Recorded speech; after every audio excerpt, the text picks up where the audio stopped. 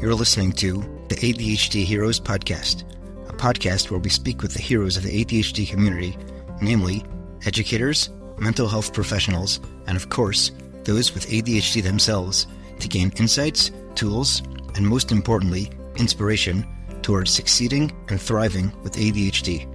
I'm your host, Rabbi Shmuel Reich, a high school Rebbe and an ADHD coach in private practice. Welcome to the show. Hi there. This week's episode is episode 50. So I'm excited about this milestone. I want to thank the guests we have had until this point, thank our producers at Pretty Easy Podcasts, and of course, thank you, our listeners. Thank you for your support and valuable feedback. It's an honor and privilege to be of any kind of help along your journeys. On the actual episode, I spoke with Rabbi Tzviki Liff, a college campus rabbi at Rutgers University who came on the show to share his ADHD story.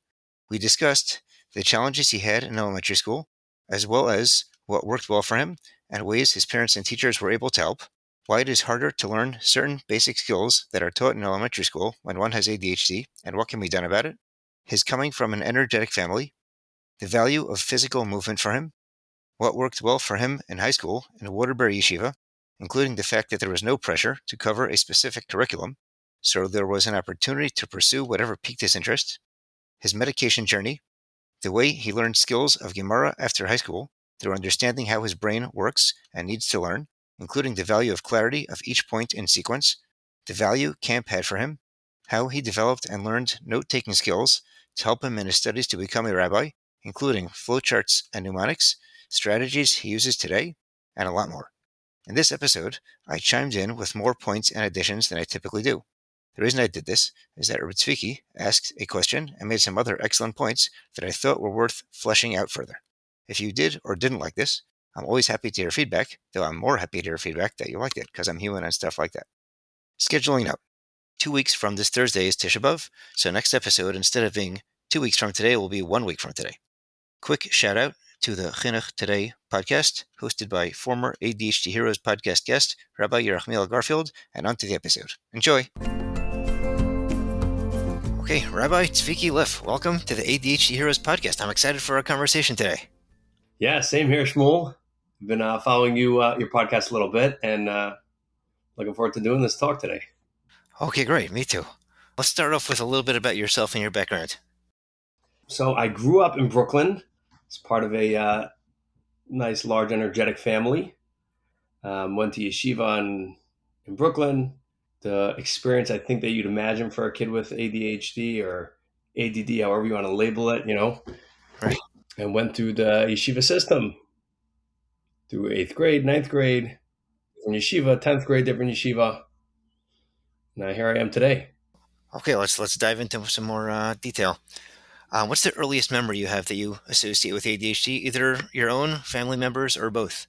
So I think my earliest memory, and I always question, it's good you say either your own or someone else. I think this memory is legitimate. When I was in 1st grade, I think there was a point. I remember my teacher. I think I was kicked out of class every day, and there were like 4 days that I wasn't, and they were like holidays. They were like Yom Tovim.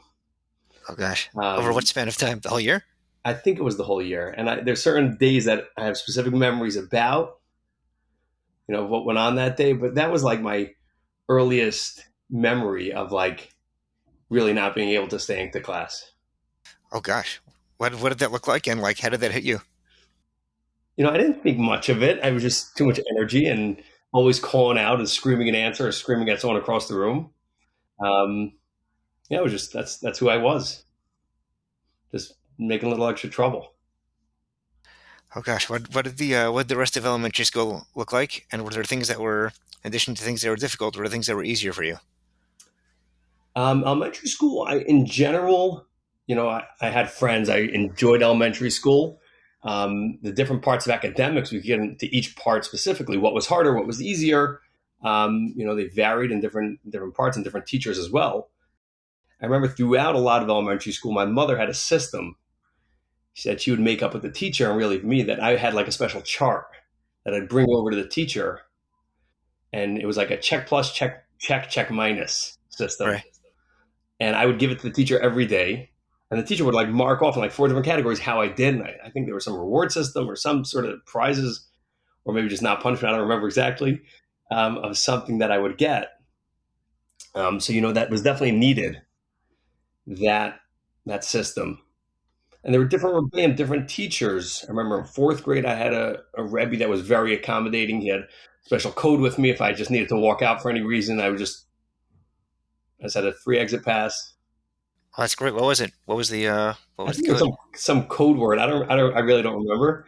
But he's become aware that I needed to get out.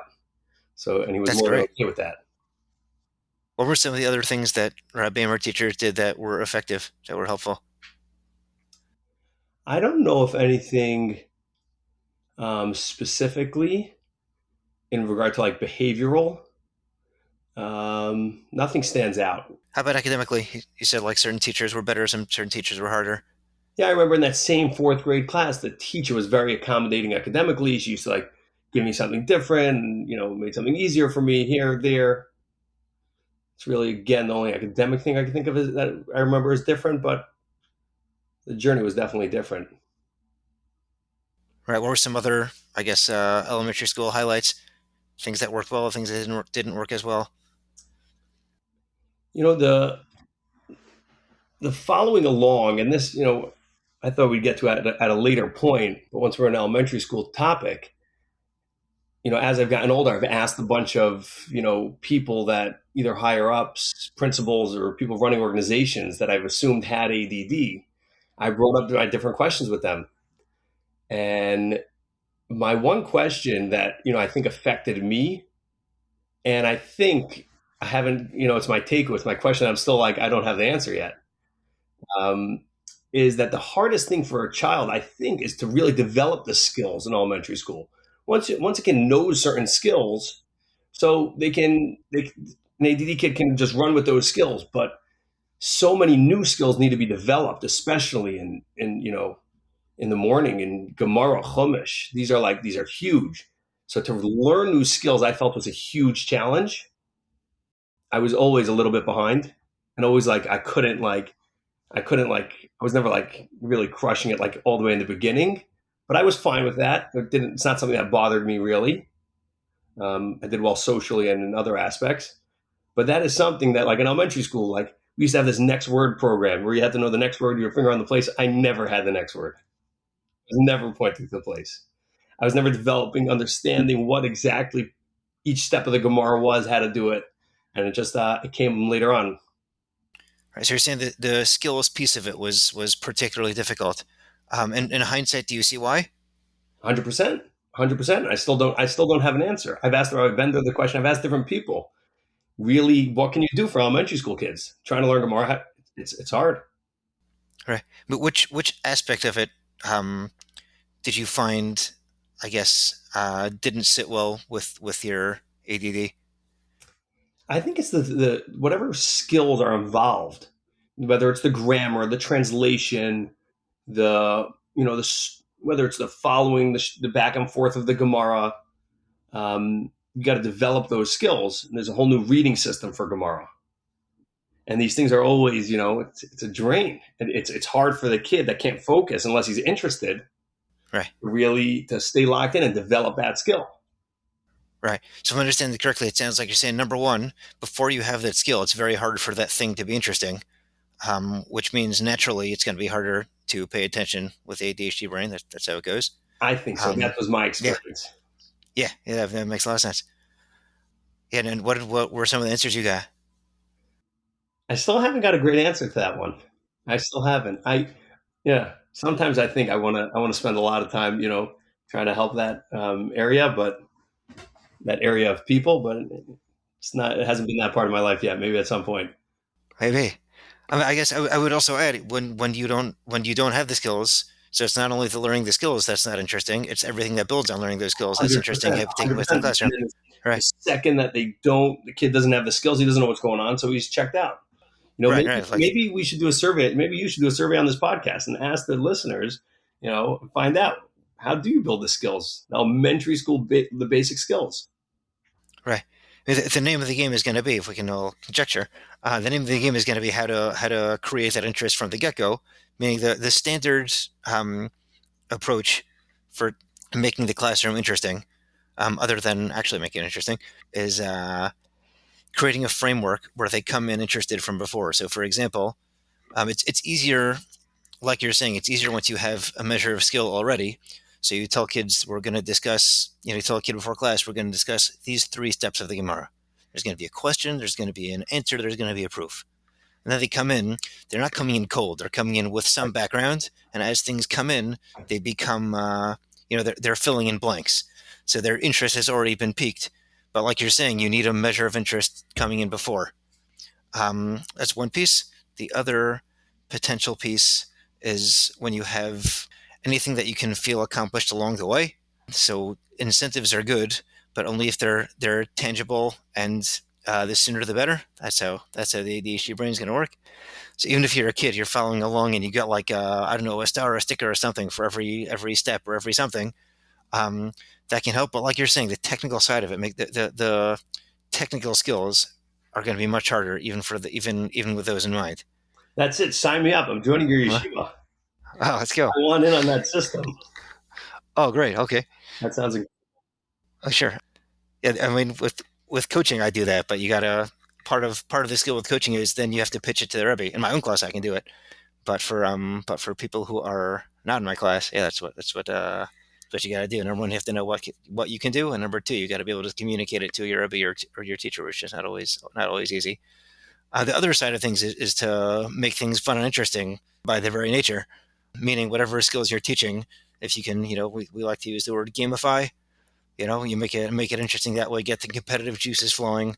That's always a good one. Make it colorful, make it loud, make it something like that. Those can work, and even for the kids who don't have ADHD, nobody minds having fun. I don't think. 100%. I remember the picture Mishnayos. I knew all the pictures in the Mishnayos before I knew the Mishnayos. I was on Oh, the very good. at the pictures. Excellent. That's very good. Yeah. So the more pictures, the merrier. Hopefully, with the advent of AI, people are going to incorporate that more. Where it's socially appropriate. There's circles that don't want it, circles that do. But for people who can incorporate it, I do imagine that being a very valuable tool. It's excellent. Yeah. What were some of the other reactions from adults in your life in elementary school, meaning to both the behavior, the academic side?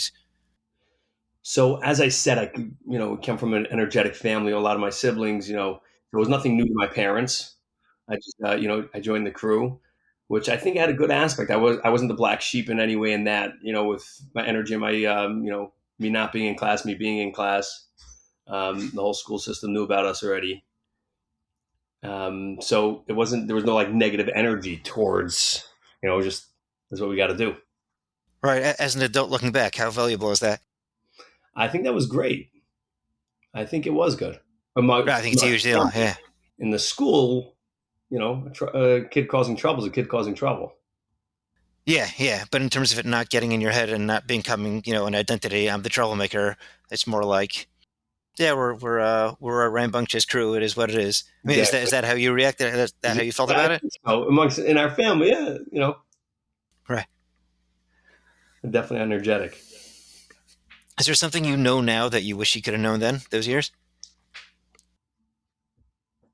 I wish I knew more that you could develop these skills. It's an ongoing process, and I have developed them. Come a little bit of a later timeline, and I have no bad feelings about that. That's just what it's been for me.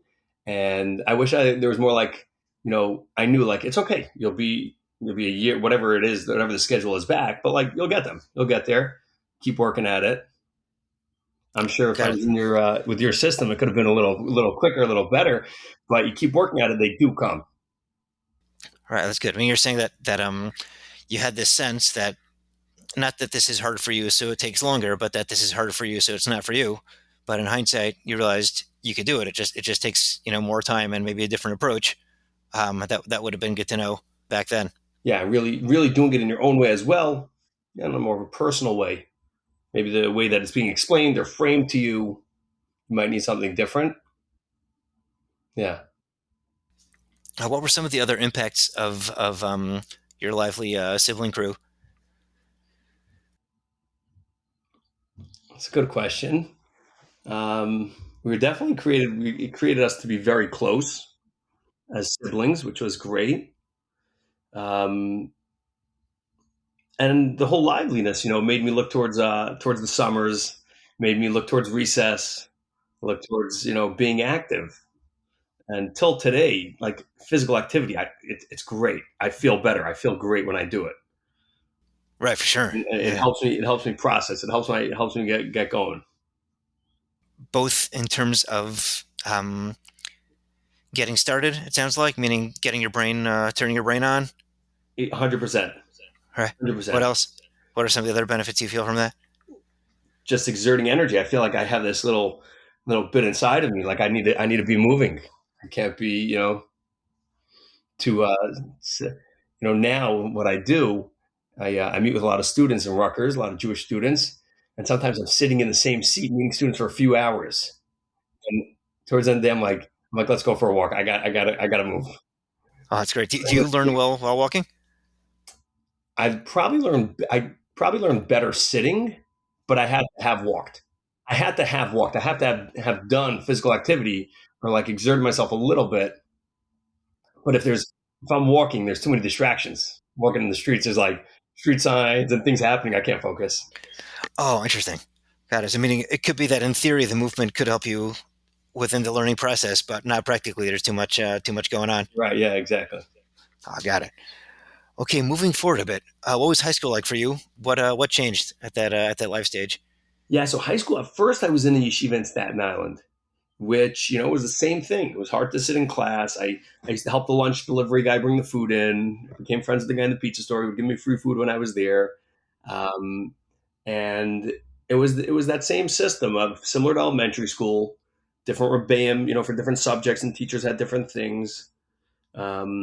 There was one English teacher I remember that I was very close to because he had certain interests in certain parts of business that always made me curious. So I really liked his class, even though he wasn't giving a business class, but he would always tie it in. And other than that, it was the same system for ninth grade. And then I went to Waterbury for 10th, 11th, and 12th, and that's a whole different world. Okay, talk to me. Yeah, we'll sum it up. There was no pressure for me to do anything. So, and no pressure, just it's me being me, being surrounded by ideals of learning, importance of learning, importance of different aspects of Yiddishkeit, and without any pressure to do anything. They just you slowly marinate in them and have an effect. You have an interest, you want to learn a little more. Something catches your interest, you want to look it up. As much as I could have at that point, but that's always been something that's been great for me. When I remember my earliest times of really learning Gemara seriously was probably in Israel. And even when before my skills were fully developed, like when there was a topic or something that has come up, I have one memory specifically upstairs in America's Torah in the library. Like something perked my interest. I spent a few hours, must have been 2 hours, like straight locked in, like pulling up every article, every reference, where like when like I wanted this. So being in a system where that wasn't forced upon me, in Waterbury, slowly these ideas just, they sit on you. How do they create that? How do they create an atmosphere where you're hearing ideas when you're not sitting for so long? Well, everyone likes to be around there by Kalish. And, as we're sitting around, you don't need to be there, but that's where the action was. The action was in the base medrash. Everyone was there. There was good energy. And he was always talking good topics, he was engaging. Um, it's not a one-way talk. He's calling on people. He's recognizing people by name. It's interactive. It's friendly. It's light. He's not sitting there preaching, which a lot of classrooms are. That's the way dynamic of a classroom, as I'm sure as you know. Roy Kalish is not. He was never standing. I always liked him sitting. He was like amongst us, like talking amongst friends. I got it. So if I'm understanding it correctly, it sounds like it was relaxed in the sense that you didn't have to be there. It was engaging in the sense that it was interactive, and he called people out specifically. So it was interactive, even in a group more so than in a standard classroom setting. And there was good energy in the room. 100%. I'm sure you remember from camp, right? Yeah, for sure. including people. You want to be there when everyone's included, when there's, people are happy. Right. I actually asked him about this once, about the sitting. I said I got the feeling that he liked sitting specifically because it created that sense in the room. Did I get that right? He said I did. So I guess that makes two of us. Makes That's two of us awesome. getting it right. But sometimes I speak to a big group, and in what I do in Rutgers, I try to sit as much as I can. I don't know if it's because like I'm trying to do the same shita, but I just feel like it works better. And I got that from him. Right, right. Amazing. What were some other I guess some other nuggets from Waterbury? How the style of learning, was comfortable for you? The learning was never pushed on me. I remember the little bit of classroom time we had with the different rebbeim. It was very free. We were talking, we were schmoozing. We would bring up a question and try to bring it into the Gemara. Um, yeah, it was a very comfortable situation. Almost sounds like there's a little bit of an age-old problem when there's a smart guy with ADHD in the classroom. What happens is he's going to have really smart questions. You can't put his questions aside because then you lose him and possibly other people too because it's going to suck the energy out of the room. And also he's entitled to have his question answered. But if it's not what you had in mind to speak about, so do you completely look for Plan B now? Do you go along with him? Do you tell him to hold on? Like navigating that can be tricky. You want the best of both worlds. You want to answer his question both because you want to answer his question, and because answering his question will bring a lot more energy for him and everyone else. And you want to cover what you want to cover. So it can be tricky in that way. But when you have less pressure to cover specific things, then you are much more at liberty to follow people's interests. I remember a summer in camp where I told my plan was, this is camp. We don't have to cover anything. Whatever you guys are interested in, let's go. And that was a lot of fun. So it sounds like in Waterbury you had some of that, meaning things come up, you're interested, everybody's going to talk about it, the guys will talk about it, it'll be great. Like that. That's having less pressure can create an atmosphere like that. Am I getting that right? 100%. There was very little pressure, if almost no pressure Right. in the very classroom. Right. And it sounds like because of that, you can cover whatever you're interested in. Yeah, I guess 100%. Okay, moving forward, years after high school, where it sounds like you were developing more skills. What did those years look like? So then I went to Israel after Waterbury. I want to go back and just fill in a little piece that it has to be spoken about. The journey of medication throughout. I feel like a expert, although I never went to college in it, because somebody just have the real world experience. So I've been on it back and forth throughout my elementary school years, and it's helped certain parts, certain not parts, and going to Waterbury, I think I don't think I was on it at all, even in high school, rarely. But then in base medrash, it was like a question again, as I developed this inner yearning, I wanted to learn more. I wanted to be more serious. I was always like, should I go back to it? Should I not? And it was back and forth. So as I'm going there, I want to learn hard. I really want to. And I dipped back into that world of the medication. And I tried, and I knew which ones I didn't like. I knew which ones I did like. I was ready. At one point, I remember I went to Dr. in Israel. I said, not this one, and maybe that one. That's it. And he's like, what are you talking That's great. about? No, I know. Trust me. Excellent. When it was working well for you? What was working well? When it wasn't working well, what were the issues, side effects, or whatever? The issues first, it's almost I think, you have to become an expert in how to use them. When you first start to use medication, you don't really understand the feelings that's going to come up. You don't realize that it curbs your appetite. And sometimes I'm like, wow, I didn't eat anything today. And that's probably, causing to my crazy side effects and craziness. So as I've just been on a for Kate, like I would after breakfast and, to really you take it after breakfast, a big breakfast, and then I might not eat till supper, but that's okay because I had a big breakfast, and make sure to drink a lot of water. And also to be conscious enough to like allow yourself to feel like tap in, like, I don't like the way this is making me feel. There's too edgy. There's too much. I need lower. I need less. It sounds like you're saying you can't just take it and check out. You got to be like present to how you're feeling, what it's doing to you, even if it's not hitting you like a ton of bricks. You got to watch the subtleties of it because there are times where either it's not doing what it's supposed to do or it's making you feel funny in ways that are unhelpful. And if you just take it and expect to be on autopilot, you're going to miss out. on opportunities to tweak it in a way that's going to really be effective. I'm getting that right? 100%. 100%. And there was a point when, when it was working for me, I was on a very low dosage in Israel, in yeshiva. There was definitely stigma around it. I'd love to, how many people I've learned were on it in the yeshiva years, but, also didn't want to speak about it. But so much so, I went to visit Dr. Twersky. Abraham J. Twersky was living in Israel. Whoa. Called him. Okay. I came to visit him. I remember I walked in when he told me I could come. I said, "Oh, you said I could." He said, "I wouldn't remember if I spoke to you this morning." He's very open about his memory not fully being there. But we sat down and we had a conversation. And I asked him, is this something, when it works for me, it really works, on a very low dose, whatever it was, it really works. That okay for a long-term thing? And he was, in certain scenarios, he was very, very okay with it. And after this story, I've started to ask a few more people that I suspected, were in their 40s, 50s, and had ADD. I asked somebody who was probably in his 50s or 60s who was running a massive organization, and I brought it up with him. And at some point in the conversation, he reaches into his pocket and pulls out a pill. Oh, that's amazing. It was like, so there's definitely downsides to it. Not downsides, but it has to really be done right. And then when it's done right, it was comforting to see that people, no matter where they are, some people are taking a heart rate medication, right? Some people are taking this, right? Yeah, I mean, I've met people who started in their 40s, who started taking in their 40s. But you felt when you were in Israel, there was a stigma around it at that time. I mean, what years are we talking about? That was not a stigma, but just no one wanted to. It's almost like, because we know, especially in college, now I'm involved in the college world, any student will be like, let me get my hands on an Adderall or something like this. I'm going to lock in for finals. This stuff goes around.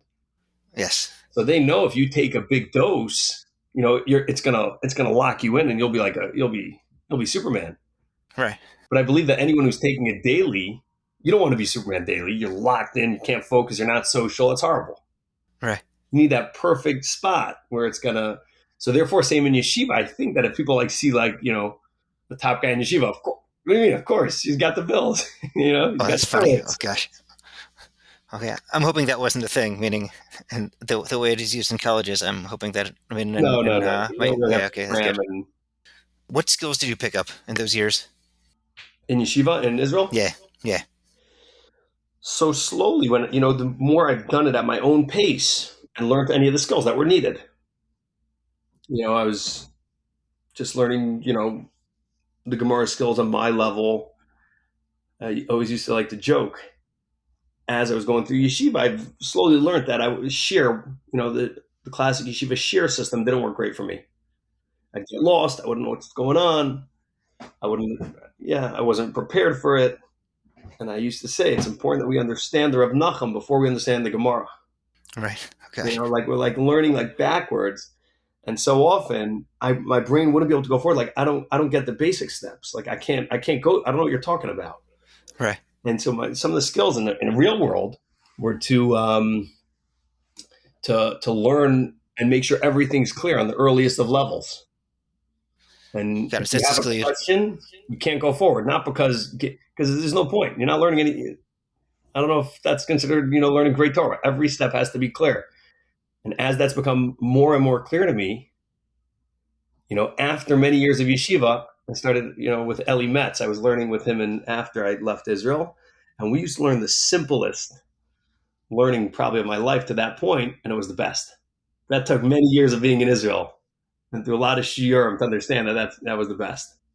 That's amazing. Yeah, that clarity, like you're saying, that clarity is everything. What I found is, tell me if this makes sense to you, when you have to struggle through school, what guys do is they have to remember a couple of keywords that'll answer the test questions because that's how they survive, but they're not actually processing. They're just getting, they're basically on survival mode. And when you shift from that survival mode to actually working to understand, it makes learning much more interesting on top of everything else. Am I getting that right?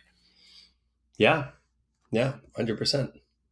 More than any other, I guess, ADHD related skills that pertain to learning you picked up in yeshiva? Not offhand, but, the need to be active, was always good. Or how'd you make that work in Israel? Different ways. I used to play sports. We used to go play basketball, different things. However, any way you get your fix of staying active. And yeah, I think those are the skills, just to at your own pace. Your own pace, meaning That really going back to the question you asked before, with things you wished I knew earlier. It's like, right. again, do it at your own pace. It's okay. Don't worry what everyone else is doing. If they get share, if they get it's fine. Excellent. Were there things in particular that any Rabbeim did that were especially accommodating? To be honest, I don't think so. Not in my later years. There's a big focus on really getting, especially in the yeshivas, like to really expand and see all different levels and chronim and whatever terms they use, and raid and pilpul, but to really, it's like come on my own. You really have to just do every step clear. And actually, in Israel, when I was there, I developed a liking to halacha for that reason, because things made sense a little bit more. Like, okay, this is it. Now we do this, and it comes from there. Right, very concrete. Yeah, 100. Yeah, and for my brain, it was like, whoa. There's an end game to this. So yeah, what are you talking about? I was shocked when I first saw these things. Oh, very good. I remember when I've understood, I was in America, is that it starts in the Gemara and then it ends. Right. Like it could often end in a clear answer. Learning Gemara, I'm like, it never ends. Just on and on. You're left with unanswered That's questions. funny. How did that happen? That discovery? And America's had a great halacha program. And it really became the Seder that was probably my most consistent, there was a great Rebbe there running the program. But even besides that, the learning itself really, I just enjoyed it. I felt accomplished. I felt good about myself. I would end off with things. And then there were these like bonus things you could see if you already finished that day's stuff. And like somehow I saw like tying back to Gemara. I'm like, what's happening here? I thought it was like, there's history, there's English and math. I thought there's Gemara Right. and halacha. There's different subjects. Right. And like seeing that connect, I knew it subconsciously, but seeing it like at one point it like hit me a little clearer, and I'm like, whoa, that's pretty. Seeing it in real time. Yeah, exactly. Some people like the term ADHD superpowers, and some people don't. But either way, do you see yourself as having ADHD benefits or superpowers, if you like that term? Yeah, I think it comes with the good and the bad. It's a blessing and a curse. Right. And you're just holding that package together. That's Right. you. So what were some of the blessings on your side? I've seen them in camp, but for our audience. Yeah. I love to be active. I can just, certain times I can keep going and, lose myself in something I enjoy doing. I love this concept. I've read part of the book called Flow. You just lose yourself in like what you're doing. I've experienced that in different things that I'm doing that I appreciate, like I could keep going. Right. What were situations where you used that to your advantage? Certain times when I've appreciated a certain topic, in learning, I've done that, or an activity as well.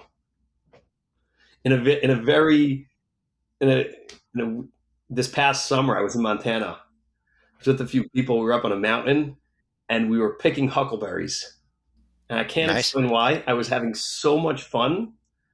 Like I lost track of time. Most of the group already left us, and I was just enjoying being out in nature and just doing it. And I'm like, I could have just been here for forever. It was like a little active. The weather was incredible. Did you find it to be helpful in your camping years, and do you find it to be helpful now? Big time helping. As I said with this, like I loved camp. As a kid, camp was my highlight. I remember 7th, 6th, 7th, 8th grade, the years I was getting a little older in camp, it was everything. It filled me with excitement, with energy. It was everything to me. And that's why, till recently, even married with kids, I was going back to camp. Like it gave me so much enjoyment and fulfillment. Yeah. So as I was getting carried away and how much I was enjoying camp, I enjoyed it so much that being involved in it also gave me great satisfaction, being part of that program. So I deeply appreciated it. And sometimes I could go and work harder and harder and, just keep putting in. And as far as skill set, do you feel like? I mean, it sure looked to me like you had a natural skill set in camp. What was that, and do you see that as relating to your to ADHD? I don't know if that's ADHD, the skill set, or that was just me, as like my experiences as a kid, like tapping back into them, like kind of knowing like I was a camper in this exact camp a few years earlier, and now I'm a division head. Like I kind of like knew that. I kind of understood a little bit like what went on. Interesting. You feel like it was more tapping into your own experience and I knew, drawing I from knew that that to. world. I knew the world of the camper. I knew, you know, if we need to pivot an activity or really, you don't want to go because it's raining, but come on, once you're out there, you'll really enjoy it. You know that, and you need a That's little good. kind of extra boost.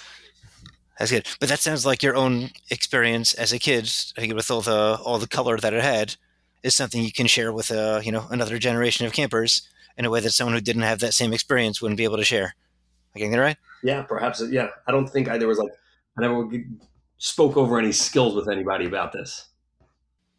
Right, but it seemed, yeah, maybe it came out naturally. I guess, yeah. When I was there, it was always like shocking to me. I was there a few years earlier. Like I remember this bunkhouse. I slept there. I slept there. So I could definitely say watching you in action there, you brought a ton of great energy, both in terms of actual energy and I guess positivity. Like you said before, you could do this, we can do this. I feel like when you come energized, you head off a lot of potential for negativity. I think that is something that adds a lot, and I think I see that as an ADHD benefit. I know yeah, you agree or disagree. That's I thought I was seeing.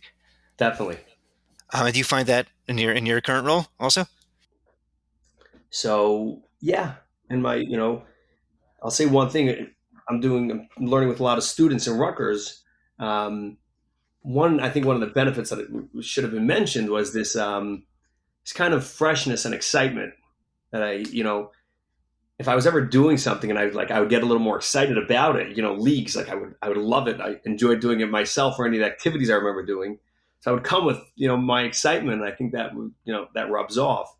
And I think now what I do now, learning with students in college, it's when I get excited about any topic, and I prepare and I know what's going on so I can give it over in a better way. That excitement as opposed to just going through, it's harder for me to go through the motions of teaching something or learning something just because I learned it with someone else or learned it Right, last year with students. Like if I'm not feeling it, then you just can't give it over. right. No pulling out last year's notes. Yeah, it's harder for me. It's definitely harder for me. It has to be something that I'm feeling, and then I jump into it. Right. Rabbi Kilish has a thing about this, right? Not to teach No, using last year's notes. tell me I about heard it. him. I always thought, sorry to cut you, I always think that's why he never wrote stuff down Oh, for that's that interesting. reason. I think at one point, one of the Rebbeim in yeshiva wanted him to write stuff down, bought him a notebook, and like tried pushing him. And I remember hearing about this. That's interesting. So I've heard him mentioned a bunch of times, not to teach from last year's notes for that reason, because Oh yeah, whatever you're teaching, you want to be excited about, and pulling out last year's notes is not exciting. right. Wow. And there's, in the spirit of full disclosure, I can't say I've never pulled out last year's notes, but it's aspirational, we'll say. I think certain, but you could get yourself worked up and excited about it again, But Yeah, depending on how much you dive back in. right. Agreed. So in your studies to become a rabbi, where did the ADHD come up, and how did you address that? So really, I want to first start with how I got there. I was learning. I was in Israel learning, and it was the same that world. Gemara is very. It just keeps on going, which is beautiful. But when I saw a few of my friends doing halacha, learning halacha kolal, and there was tests, and you had to study, and it was like you have to know this amount of material, and this is the test, and by this day, you know, I do great with deadlines. I love cramming, and so like it really appealed to me. So I'm like, that's it. I need in like clear, structured answers. 1 + 1 = 2, and not just theorizing, which is also great. But I had to join.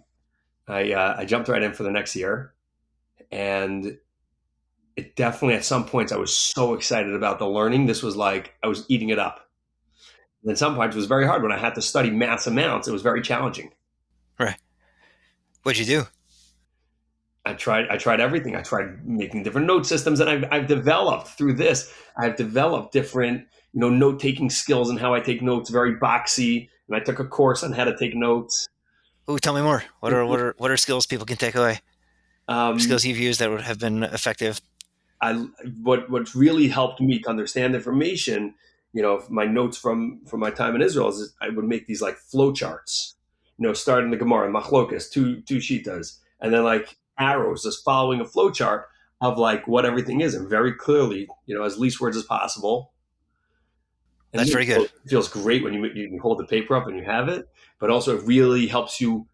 You're working on a project, you're learning to make it sure it's clear, it's right. Right. So if I'm understanding correctly, it sounds like the structure and the clarity are two big ones, and the brevity, meaning it sounds like if you have like very lengthy notes or these long charts with these long little pieces written inside, not going to work.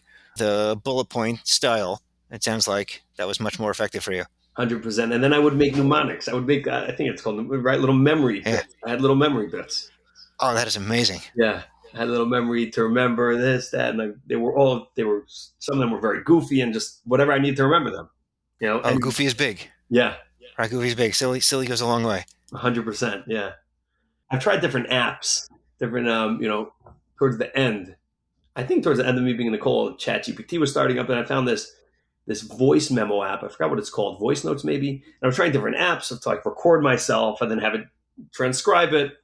Probably should play around with them more, but trying all these different things to help, take information and put it and structure it in a way that just feels comfortable for me. Right.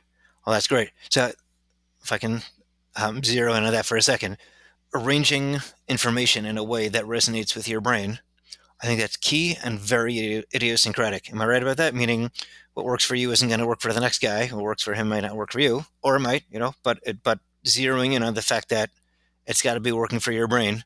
And if it's not, we got to try something else. I'm getting it right? 100%. There was this point where I was using the Shulchan Aruch that a lot of people were using. Something about it, I couldn't explain the layout. Like I just couldn't have it. I'm like, this is right. I went to the store and I sat there with like 4 Shulchan Aruchs open. I'm like looking at them. It took me a few minutes. I'm just like, can't tell you what, this one's the most comfortable for me. Oh, it's incredible. Layout, that is great. Whether it was the spacing of the words, it's just like, it felt more comfortable to me. Right. Super cool. Any other nuggets like that coming to mind?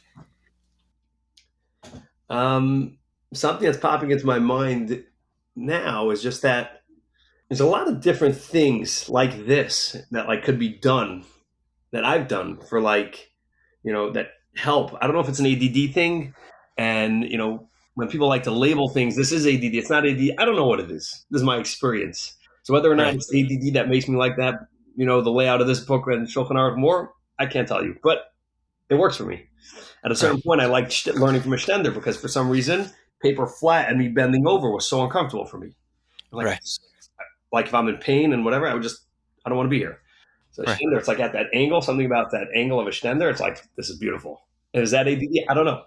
We have to do a study, but there's a lot of these things you got to like figure out what's comfortable for you. Like, how do you like it? Right. Yeah. So my guess would be that with ADD, it's harder. I mean, the things that are a little bit annoying with the ADHD brain, they're more distracting. Meaning everybody benefits from a setup that's more comfortable. Everybody benefits from something that's easier on the eyes. But with ADHD brain, if it's not easy on the eyes, the brain might be like, oh my gosh, I can't deal with this, I'm out of here. Whereas somebody else might be more inclined to tough it out, even though it's inconvenient. Meaning everyone benefits. A lot of strategies that are effective for the ADHD brain benefit everybody, but with the ADHD brain, they become necessary. Wow. Yeah, that makes sense. Okay, bringing it to the present. What are ADHD challenges in your day-to-day? How do you navigate them? ADHD challenges with day-to-day is I want to do what's ever most exciting to me. All right. How does that come up? I might not have enough time to do something, or really I should be spending time with something else, but like I really want to prepare or do something, read this. So like I'll just go at it, even though it doesn't make sense to do because it's more enticing to me. Right. I have a project on my mind, and like I'm like excited. I don't know if the right word's excited, but like I just feel this like urge to do it. I was switching a light fixture. I was so excited. And like crammed it into a time where I had 20 minutes. I should have been doing something else, but like I just have to do this. Right. How do you navigate the ones when they're a problem? When what's a problem? Meaning, let's say you're excited about a light fixture, but you don't really have time. So sometimes you can just kind of make it work, but sometimes you can't. So how do you navigate a situation like that? Trial and error. Trial and error. I haven't Okay. perfected it yet. Yeah. Any skills you have developed? What's helped me most throughout my years and now is having time to really, I don't know, meditation, but time to just like think through your day, kind of plan it out, even just a few minutes with a pen and paper. Oh, love pen and paper. Little sticky notes, tons of sticky notes everywhere, sticky notes, whiteboards. These things are like, this is my playground. Right. I have a dream office and a business idea also of having like 15 whiteboards on a track that you can write on. And then I'm not talking about this idea yet, slide it to the next. I want one with a daily schedule, one with the month calendar, one with this idea I'm working on. Just add stuff and slide it away, pull it back, and just jump one to the next. So it's worked for me as much as I can. And by the way, on phones, I've tried numerous apps and different systems. It just doesn't hit the same. Of like, Interesting. Okay. alarms. It just needs to be writing. I need to see it. I can't have it pop up. I need to see the whole thing in front of me. Right. This summer, I was having a few different things going on through the summer. It's just somewhere on my desk here, right here. And I printed out a calendar and I went through, I added this day I would have to be here. This week I'm doing this. And I structured out. And I needed to be here because I need to be able to go through each one, pull through it. And, my wife added a few things. I need to see it all in front of me. Right. Excellent. Yeah, I always say with creating a strategy for scheduling, it is extremely idiosyncratic, meaning I don't think I've ever had two clients who had the same strategy for how to schedule, their day, their week, whatever. It's always some guys like the app, some guys like it in writing, some guys want to fill it in at night, some guys want to fill it in during the day. It's very particular. Well, it's great that you found one. And the in writing, physical writing, they say is better for the brain than the apps. Now, some people like the apps better, and whatever works. I 100% agree with the people who like the writing better. So all right, excellent, awesome. Okay, as we start to wrap it up, do you ever hear people say ADHD is quote unquote not real? When you do, or if you do, what do you say, and what do you want to say? I tell them good night. I don't know what to tell them. Right. And whether we want to talk about ADHD as being something real or not, my experience is real, and that's all that matters. And there was another term, I'm forgetting what it was. It was like 3 letters, something about reaction, overreaction for something. RSD. What? Yeah, RSD. Rhyme with that stand for again? Rejection sensitivity dysphoria. So I was reading about it within the last year. I was Googling, and this might be something where my ADD, I was just consuming tons of podcasts and tons of stuff about it. I was very curious about it. And then there's a debate whether it's real, it's not real, it's not officially classified. I don't know where they're holding now, but it's an experience. And whether, this is what I feel, and this angle and way of learning is better, and I feel hyper, and you want to certify me or not? I don't know. Just right. It's fine. ADD's fake. Doesn't change anything for me. Yeah, we had someone on once who said that he's a psychologist. He likes to tell when people are skeptical, he says, let's pretend it's real. If we pretend it's real, I can probably help you a lot. Can we do that? Can we play that game? Excellent. Exactly. 100%. Excellent. Okay, what is a message of hope you can leave our listeners with? Yeah, I like that. I'll say it quickly. I like this. This very much resonates with me. This little piece of Torah, when Yosef gets all uptight about his father Yaakov switching his hands over his children when he's giving them the brachos. Plus, like a few times, like mentioned, and you see Yosef's very uptight about it. He's switching it back. Yaakov says, "I know what I'm doing," and Ramosha Feinstein mentions how this whole thing, the switching of the hands, was an idea of kavod, giving too much kavod to one son and the other son should get kavod. And what just seems so, what's going on is that Yosef saying, I know what happens when you give the other child too much covet. That was my life. Right. And now he's carrying that experience with him into his life. He's like, Dad, you can't give the wrong child too much covet. You've got to follow, like, and that was Yosef living himself. He's saying that this is, and I think that, like, as much as just to stay true to and your experiences, to just carry them. If this way makes you learn better and you don't like this way, do it. Just carry it through. As you said, a lot of things are each person's different and it's hard to give things, but to carry your story and this is who I am and I'm going to deal with who I am, and whether you call it ADD or not, too bad. This is how I'm going to deal with things. You know, I've spoken to many people about like different Rabbanim and stuff about ADD, Rabbi Berkowitz, Rabbi Breitowitz. You know, the best thing I've heard, the most on point thing, the effectivity that I've heard about like medication was from Rabbi Berkowitz about going on and off. Certain tasks an ADD mind can never accomplish, you know, is going to be a way more challenging to accomplish, not in a certain place with a little help. And he says, you don't need to constantly be there. You could be on it for 2 weeks, on it for 2 months. You feel you need to go back on. Allow it to be something that you dabble in. Oh, interesting. Yeah. Okay. And you tried that at different points? Yeah. Yeah. And it's, you know, it's definitely helpful. There's a certain thing you need it for. Really deep thinking, you could be there for a day for whatever is needed. Right. But it's not an all or nothing. You know, you can go on and off. And again, but it's part of knowing, you know, who you are and your experience with it. But right. Felt very on point for me. Yeah. Oh, excellent. Very good. Okay. How can people get in touch with you if they have follow-ups or anything? Probably email's best or phone. You can put my number, 347-834-4436. Feel free. Okay. Excellent. Anything else you wanted to mention today? No, there's tons of fun. Okay. Awesome. Rabbi Tzviki Liff, thank you for joining us today. Thank you. Thank you again for listening to this episode of the ADHD Heroes podcast. For questions about the podcast, you can email us at adhdheroespodcast@gmail.com. Also, for sponsorships or to share your story, your ADHD story, you can also email us at the same place, adhdheroespodcast@gmail.com. To be in touch with me about ADHD coaching, writing, or speaking engagements, you can email me at rsreichadhdcoach@gmail.com.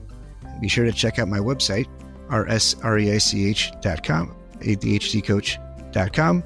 You can follow me on LinkedIn, or you can check out my blog on nefesh.org. Check out my blog there under my name. Important disclaimer: podcasts are great, but they do not take the place of mental health help or medical help.